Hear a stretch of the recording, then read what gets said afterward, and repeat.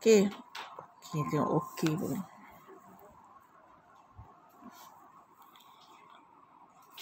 Okey, pada hari ini kita akan belajar tentang percanggahan fizikal. Okey, apa yang akan kamu pelajari pada hari ini ialah mengenal pasti dan menganalisis percanggahan fizikal, mencadangkan pemilihan prinsip inventif dan menjustifikasikan cadangan perubahan reka bentuk berdasarkan pemilihan prinsip inventif. Okey, menghasilkan lakaran produk ni nanti kita buat untuk minggu hadapan ya. Okey, apa itu mengenal pasti percanggahan fizikal?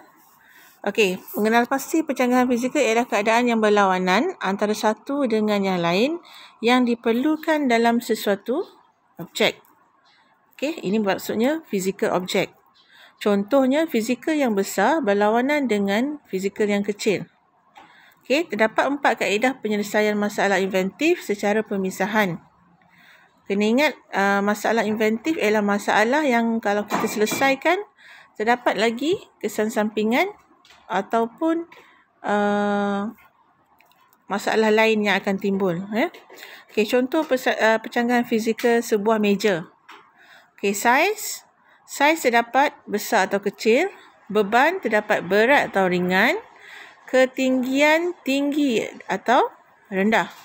Okey, bagaimana nak menentukan kaedah penyelesaian masalah inventif secara pemisahan?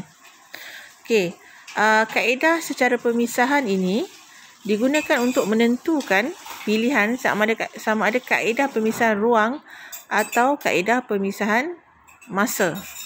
Okey, kita tengok contoh. Kerusi. Okey, kerusi kita tahu dia ada pelbagai saiz kan, ada pelbagai ketinggian. Yang pertama, tinggi lawan rendah. Contohlah, kerusi yang tinggi perlu untuk murid yang tinggi dan perlu yang rendah untuk murid yang rendah. Okey. Soalan yang perlu kita fikirkan, adakah kerusi perlu tinggi dan rendah pada masa yang sama? Okey, maksudnya kalau kita ada sebuah kerusi tu ada rendah, ada tinggi, perlu tak kerusi tu tinggi dan rendah pada masa yang sama? Okey, jawapannya ya, kerana terdapat murid yang berlainan ketinggian dalam kelas. Okey. Kaedah pemisahan yang terlibat ialah kaedah pemisahan ruang. Okey. Okey, contoh kedua kemah. Kemah, okey, untuk kita duduk dalam kemah. Kemah terdapat dalam 2 saiz. Satu besar, satu kecil. Okey, contoh situasi yang berlaku, kemah perlu besar semasa digunakan dan perlu kecil semasa disimpan. Okey, soalan yang perlu kita fikirkan, adakah kemah perlu besar dan kecil pada masa yang sama? Tidak, kerana kemah digunakan dan disimpan pada masa yang berlainan. So, jenis kaedahnya ialah kaedah pemisahan masa. Kalau kerusi tadi, kita perlukan masa yang sama.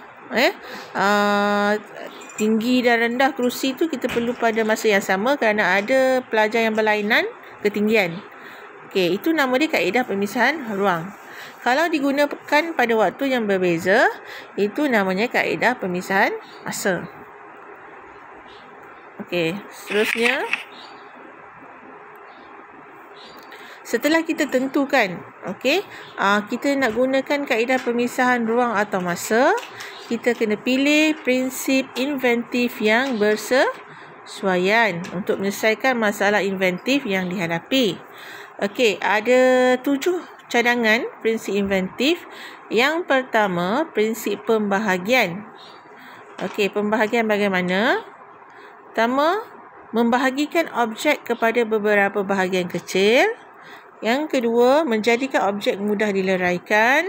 Yang ketiga, meningkatkan darjah kebolehbahagian perubahan ke peringkat lebih kecil. Okey, contoh pembahagian. Perabot yang dijual menggunakan konsep DIY. Okey, Contohnya perabot apa? Perabot IKEA.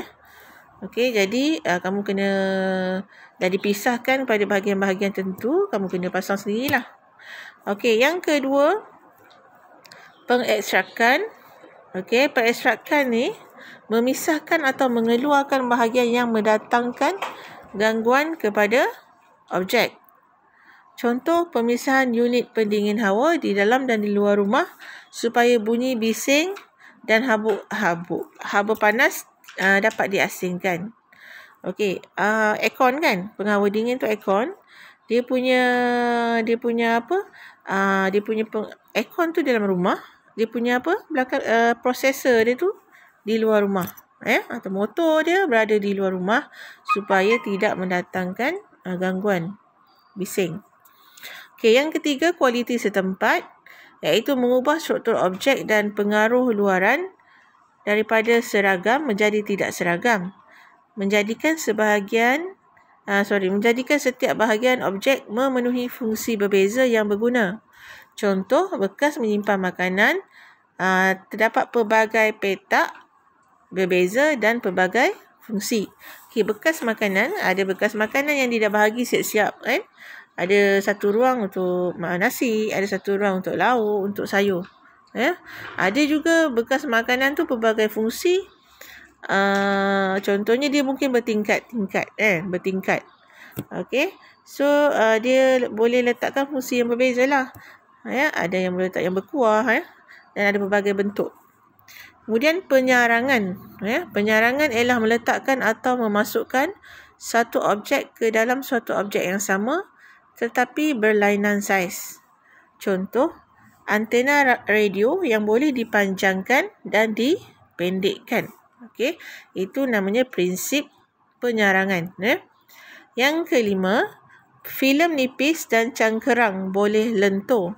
Okey, filem nipis ni bukanlah filem apa Alibaba Bujang Lapuk ke bukan. Filem tu dia punya lapisan yang kamu nampak ayah kamu, mak kamu tutup kereta tu bila panas, okey, mereka keluarkan letak atas cermin Itu fungsi filem nipis dan cangkerang ni ialah membalut, melapis atau membungkus objek menggunakan lapisan filem nipis dan cangkerang boleh lentur. Okey, contoh pelindung cahaya cermin kenderaan. Okey, yang keenam, pengantara.